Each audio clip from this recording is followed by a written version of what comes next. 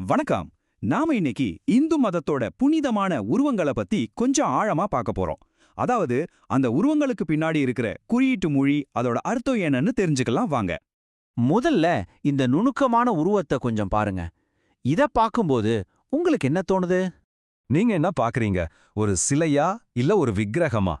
நம்மள பலரும் இத விக்கிரகம்னு தான் சொல்லுவோம் இல்லையா? ஆனா அந்த வார்த்தை எங்க இருந்து வந்துச்சு, அதோட உண்மையான அர்த்தம் என்ன, அதை தான் நாம இப்போ பார்க்க போறோம்.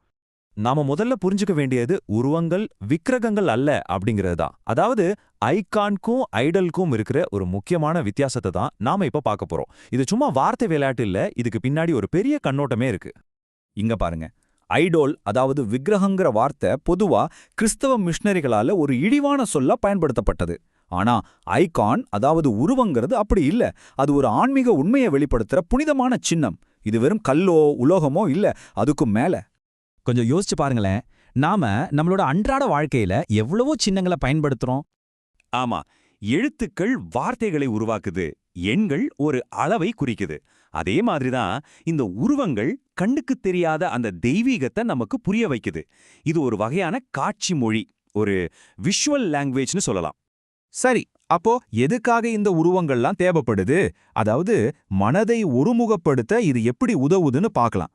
நீங்களே யோசிச்சு பாருங்க, எந்த ஒரு உருவமும் இல்லாத ஒன்றை தியானம் பண்றது எவ்வளோ கஷ்டம். இந்த கேள்விக்கு விஷ்ணு சம்ஹிதையிலேயே ஒரு அற்புதமான பதில் இருக்கு. அதுல என்ன சொல்லியிருக்குன்னா, ஒரு வடிவம் இல்லாமல் கடவுளை எப்படி தியானிக்க முடியும்? அவர் முற்றிலும் உருவமற்றவராக இருந்தால் மனம் எங்கே நிலை பெறும்? பாத்தீங்களா, ரொம்ப சரியான கேள்விதானே.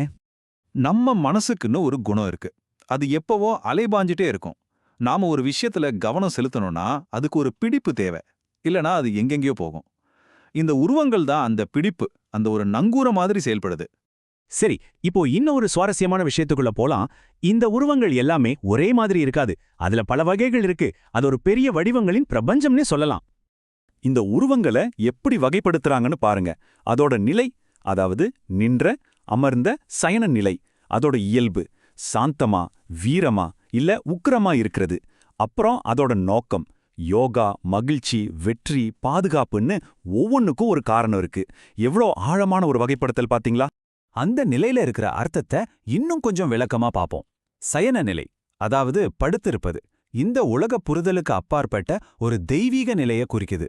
அமர்ந்த நிலை கருணையும் இந்த உலகத்துல வெளிப்படக்கூடிய சாத்தியத்தையும் காட்டுது. நின்ற நிலை இந்த உலகத்துல முழுமையா வெளிப்பட்டு செயல்படுறத குறிக்குது. சரி, இப்போ இந்த தெய்வீக மொழிய எப்படி நாம புரிஞ்சிக்கிறது, எப்படி வாசிக்கிறதுன்னு பார்க்கலாம். இப்போ ஒரு கேள்வி, ஏன் தெய்வங்களுக்கு பெரும்பாலும் 4 கரங்கள் இருக்கு? இதுக்கு பின்னாடி பல ஆழமான அர்த்தங்கள் இருக்கு. 4 திசைகள் மேல இருக்கிற ஆதிக்கம், வாழ்க்கையோட 4 நிலைகள், நம்ம மனசோட 4 அம்சங்கள், அதாவது மனம், புத்தி, அகங்காரம், உணர்வு, அப்புறம் நம்ம வாழ்க்கையோட 4 நோக்கங்களான இன்பம், செல்வம், அறம், விடுதலை, இப்படி பல விஷயங்களை அது குறிக்குது. அடுத்ததா நாம முத்திரைகளை பத்தி பார்க்கலாம். அதாவது கைகளின் அசைவுகள். இது அபய முத்திரை. இதோட அர்த்தம் பயப்படாதே, நான் இருக்கிறேன்னு சொல்லி நமக்கு ஒரு தைரியத்தையும் பாதுகாப்பையும் கொடுக்கிற ஒரு சின்னம் இது. இது வரத முத்திரை. இந்த முத்திரை தாராள மனப்பான்மையையும் வரங்களே அள்ளித்தரும் தன்மையையும் குறிக்குது. கேள், நான் தருகிறேன்னு சொல்ற மாதிரி ஒரு கருணையின் வெளிப்பாடு. இப்போ நீங்க பாக்குறது சின்முத்திரை. இது ஞானத்தின் போதனையின் சின்னம். இதுல ஆள்காட்டி விரல் நம்மளோட அகங்காரத்தையும் பெருவிரல் பரமாத்மாவையும் குறிக்குது. அந்த அகங்காரம் அடங்கி பரமாத்மாவோடு சேரும்போது ஞானம் பிறக்குங்கிற தத்துவத்தை இது விளக்குது. அதே மாதிரி கோயிலுங்கிறது வெறும் ஒரு கட்டிடம் கிடையாது, அது அந்த தெய்வீகத்தோட உடலா பார்க்கப்படுது. இது ஒரு ஆழமான குறியீடு. கோயில் எப்படி இறைவனோட உடலோ அதே மாதிரி நம்ம உடலுக்குள்ளேயும் அந்த தெய்வம் இருக்குன்ற தத்துவத்தை இது உணர்த்துது. இதுவரைக்கும் நாம சின்னங்களை பத்தி பார்த்தோம். இப்போ ரொம்ப முக்கியமான ஒரு கட்டத்துக்கு வரோம். அதாவது ஒரு சின்னம் எப்படி உயிருள்ள பிரசன்னமா மாறுதுன்னு பார்க்கலாம். பிராண பிரதிஷ்டை அப்படின்னு ஒரு புனிதமான சடங்கு இருக்கு. அந்த சடங்குகள் மூலமா அந்த தெய்வீக சாரத்தை அந்த உருவத்துக்குள்ள வரவழைச்சு அதை எழுப்புறாங்க. அப்போ அந்த உருவம் வெறும் கல்லாவோ உலோகமாவோ இல்லாம உயிருள்ளதா மாறுது. இதனாலதான் நாம அத மூர்த்தின்னு சொல்றோம். மூர்த்தின்னா வெறும் ஒரு சின்னம் கிடையாது, அது அந்த தெய்வீகத்தோட நேரடி உருவம், ஒரு பருப்பொருள் வடிவம். இப்போ அந்த உருவம் ஒரு வாழும் தெய்வமா மாறிடுது. சுருக்கமா சொல்லணும்னா ஒரு கல் அல்லது உலோகத்தால் செய்யப்பட்ட அந்த உருவம் பக்திக்கான ஒரு உயிருள்ள சுவாசிக்கிற மையமா மாற்றப்படுது. எங்கும் நிறைந்திருக்கிற அந்த இறைவனோடு நாம தொடர்பு கொள்வதற்கான ஒரு மையப்புள்ளியா அது மாறுது.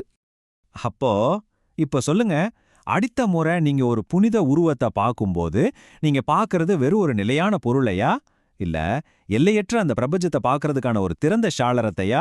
யோசிச்சு பாருங்க.